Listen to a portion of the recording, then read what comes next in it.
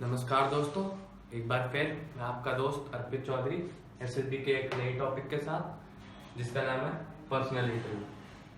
देखिए दोस्तों, यहाँ मैं आपको बताना चाहूँगा कि मैंने बहुत से बच्चों को देखा है, यहाँ पर लोग बहुत अटकते हैं, मतलब बहुत घबराते हैं इस चीज़ से।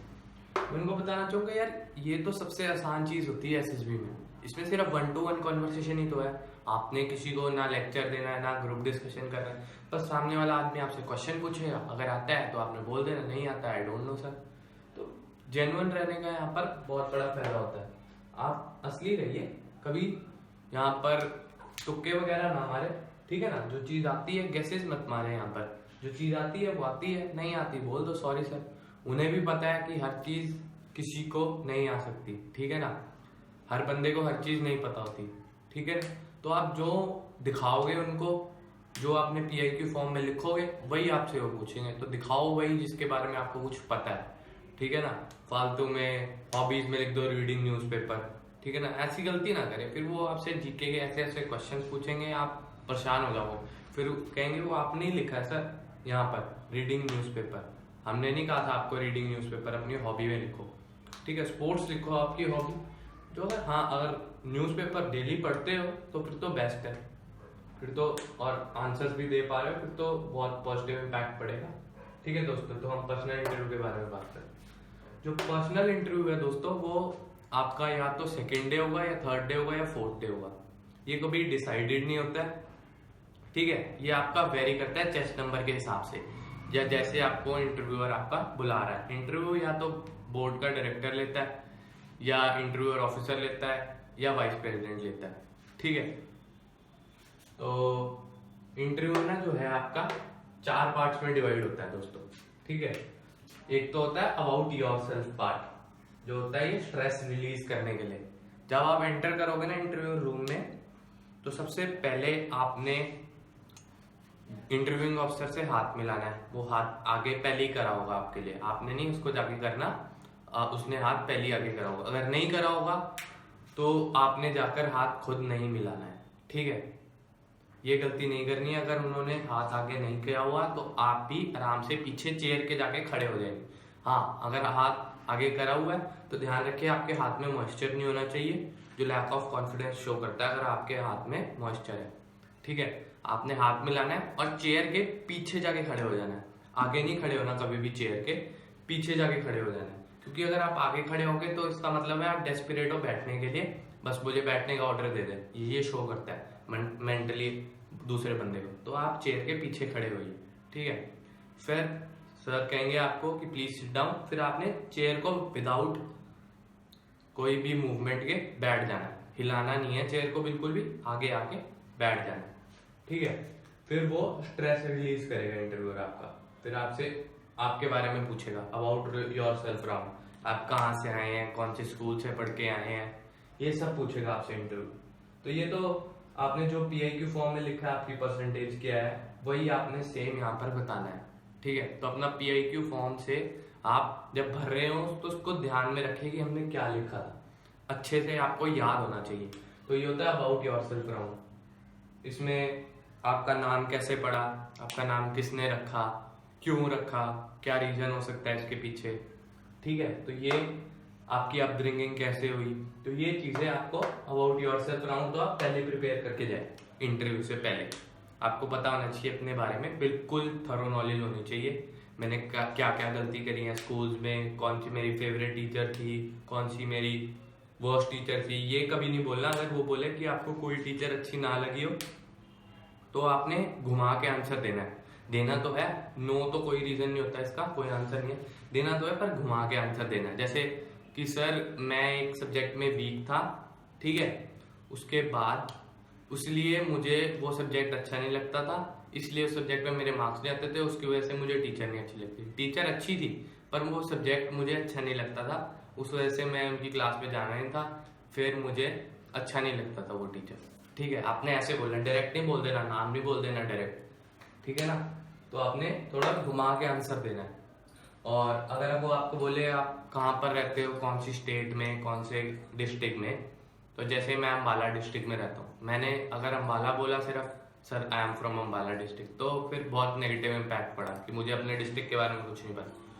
अगर मुझे पता है तो फिर अब मैं ऐसे बोलूँगा, ठीक है, कि सर मैं अम्बाला डिस्ट्रिक्ट से हूँ, वहाँ पर नॉर्थ इंडियंस की तादाद ज़्यादा है, वहाँ पर करीब 1 से 1.5 लाख लोग रिसाइड करते हैं, ठीक है, वो चंडीगढ़ के सिर्फ 40 किलोमीटर पास है। अब हाँ दोस्तों, यहाँ पे मैंने चंडीगढ़ इंक्लूड करा ना, तो मेरे से जो पहला क्वेश्चन आएगा चंडीगढ़ का, हु बिल्ट चंडीगढ़, ठीक है, आर्किटेक्ट का नाम, ठीक है, वो क्वेश्चन जाते हैं ऐसे कि मतलब अगर आपने कहीं भी अपने आंसर में कोई भी ऐसी वर्ड, सिटी या टीचर के बारे में इंक्लूड करा है तो आपको उसके बारे में थरो नॉलेज होनी चाहिए, वो कुछ भी पूछ सकता है उसके बारे में, इंटरव्यूअर जो है आपका, ठीक है।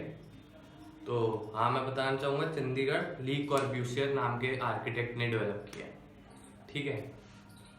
तो आपने ऐसे आंसर देने अबाउट योरसेल्फ में। उसके बाद आता है दोस्तों अब आपका अबाउट फ्रेंड्स एंड फैमिली। जो फ्रेंड्स एंड फैमिली वाला काम है, यहाँ पर दोस्तों ज्यादातर वो जो रैपिड फायर राउंड जो लोग कहते हैं वो यहाँ पर मारा जाता है, अबाउट फ्रेंड्स एंड फैमिली, ठीक है दोस्तों। रैपिड फायर मतलब आपको 15 से 20 क्वेश्चन लगातार पूछे जाएंगे, ठीक है, विदाउट एनी ब्रेक, और आपको कहा जाएगा कि सीक्वेंस में आप आंसर दे दो। ये आपकी रिटेंशन पावर जितनी है वो चेक करने के लिए कहा जाता है कि आप कितनी मेमोरी आपकी है, आप क्वेश्चंस को कितनी जल्दी याद कर सकते हैं और सीक्वेंस में आप उनके आंसर्स बता सकते हैं। ये चीज यहाँ पर होती है about yourself, about family and friends. Family and friends में क्या रैपिड फायर मार सकते हैं दोस्तों, कि आप फादर की इनकम कितनी है, फादर के इनकम ऑफ सोर्सेज क्या क्या है, मदर की इनकम कितनी है, मदर हाउसवाइफ है या नहीं है, ऐसी कॉमन चीजों पर रैपिड फायर राउंड चलता है। 10 से 15 क्वेश्चन या 15 से 20 क्वेश्चन वेरी करते हैं, वो इंटरव्यूअर आपके ऊपर, इंटरव्यूअर के डिपेंड करता है ऊपर कि आपसे कितने क्वेश्चन वो पूछे सीक्वेंस में, ठीक है। ज्यादातर यहाँ पर 15 ही होते हैं, 15 क्वेश्चन, ठीक है, 15 क्वेश्चन से ज्यादा नहीं होते हैं यहाँ पर, ज्यादातर 15 ही होते हैं, ठीक है। उसके बाद आता है आपका जनरल एबिलिटी टेस्ट, जो आपका about current affairs and technical questions. यहाँ दोस्तों अगर आपने इन सब के आंसर्स दिए तो आपका बहुत ही ज्यादा पॉजिटिव इम्पैक्ट पड़ जाता है। अगर आपने करंट अफेयर्स के बारे में दिए उनको, जैसे जीएसटी क्या है, डीमोनेटाइजेशन क्या है, ठीक है, इन सब के बारे में अगर आपने आंसर्स दिए तो बहुत ही ज्यादा पॉजिटिव इम्पैक्ट पड़ता है इंटरव्यूअर पर कि एक रिस्पॉन्सिबल सिटीजन है इंडिया का, जिसको हर चीज के बारे में नॉलेज है और अपने देश के बारे में नॉलेज है, क्या क्या हो रहा है देश में ये उसको पता है, ठीक है, तो वो रिस्पॉन्सिबल सिटीजन गिना जाता है। तो आपने ज्यादा नहीं, बस उस महीने की जैसे आपका अगले महीने एसएसबी है, ठीक है, उससे 1 महीने पहले आप सारे न्यूज़पेपर पढ़ लो, ठीक है ना, पढ़ते रहो, मैगजीन्स पढ़ लो, फिर नेक्स्ट मंथ की, जैसे ये करंट मंथ है, अगले मंथ है ना एसएसबी, तो इस मंथ आपने दोबारा पढ़ लिया, अगले मंथ के 1 हफ्ते तक आप सारी न्यूज पढ़ लो, ठीक है, क्योंकि एसएसबी में जाके तो आपके पास ना मोबाइल होता है ना कुछ होता है, ठीक है ना। अगर जैसे आपने इंटरव्यूअर में यहाँ पर एक क्वेश्चन पूछ लिया, ठीक है ना, यहाँ पर कुछ मुश्किल सा, आप उसको इंटरव्यू में जवाब नहीं दे पाए, ठीक है, तो गैस नहीं मारना, no I don't know sir, ठीक है, तो आप बोलना मैं सर पता करके आपको बता दूंगा, आपने ऐसे बोलना है, ठीक है, कभी ये नहीं बोलना आई डोंट नो, सिंपल बोल दिया, उसके बाद कुछ नहीं बोला। आपने उस क्वेश्चन को, साइबर कैफे होता है एसएसबी में, एसएसबी सेंटर्स में, वहां पर जाना है, फिर वहां से आंसर निकालना है, ठीक है, फिर नेक्स्ट डे कॉन्फ्रेंस में, जब कॉन्फ्रेंस जब भी होगी आपको वो क्वेश्चन पूछा जाएगा, अगर आपके चांसेस हैं थोड़े से भी रिकमेंड होने के। देखिए दोस्तों, मैं अपना एक्सपीरियंस बताऊंगा, मेरे साथ कॉन्फ्रेंस में सेम क्वेश्चन पूछा गया था जो आपको मैंने बताया ना, ली कॉर्ब्यूसियर, मेरे से इंटरव्यूअर ने पूछा था हु बिल्ट चंडीगढ़, ठीक है, मैंने कहा आई डोंट नो सर, पर मैं कंफर्म करके आपको पक्का बता दूंगा, ठीक है। तो कॉन्फ्रेंस में मेरे से सबसे पहला क्वेश्चन यही पूछा गया था दोस्तों, मैं एंटर हुआ, मेरे से कुछ नहीं पूछा गया, how was your stay, how do you feel now, have you been, क्या कहते हैं उसको, चलो छोड़ो, जो भी था, how was your stay, how are you feeling now, do you have any questions, ऐसा पूछा नहीं था कुछ भी, मेरे से डायरेक्ट इन्होंने पूछा फिर tell me who built Chandigarh, मैं कहा sir, I said sir Le Corbusier, कह रहे okay good, now you can go. ठीक है दोस्तों, तो ये भी आपने जो क्वेश्चन है वो जाकर साइबर कैफे से कंफर्म करने, क्योंकि आपसे वो पूछे जाते हैं। ठीक है, और टेक्निकल क्वेश्चन की रही बात, टेक्निकल क्वेश्चन में दोस्तों अगर आप +2 के बाद कोई एंट्री के लिए जा रहे हैं तो +2 के बाद तो आपको simple Archimedes principal, wave theory, ये सब पूछा जाएगा। अगर आप ग्रेजुएशन लेवल या बीटेक लेवल के बाद जा रहे हैं तो आपके कोर सब्जेक्ट्स के बारे में आपसे पूछा जाता है टेक्निकल क्वेश्चन पे, क्योंकि टेक्निकल जो एसएसबी होती है उसके अंदर आपका इंटरव्यूअर डिफरेंट होता है, वो टेक्निकल बैकग्राउंड से बिलोंग करता है तो उसको ज्यादा नॉलेज होती है। और यहाँ पर तो simple law of reflection, law of refraction, सारी ये चीजें पूछी जाती है common, Archimedes principal, wave theory, ये सब भी पूछा जाता है ज्यादातर, न्यूटन्स थ्योरी, ये कॉमन चीजें हैं। ठीक है, ये आता है स्ट्रेस बस्टर राउंड, इससे सारे लोग घबराते हैं और जिससे मैं भी कभी घबराता था। ये जो है ये स्ट्रेसफुल क्वेश्चन राउंड है। ठीक है दोस्तों, अब ये क्या है ये आपको मैं बताता हूँ। यहाँ पर आपकी पर्सनल लाइफ के बारे में क्वेश्चन होते हैं।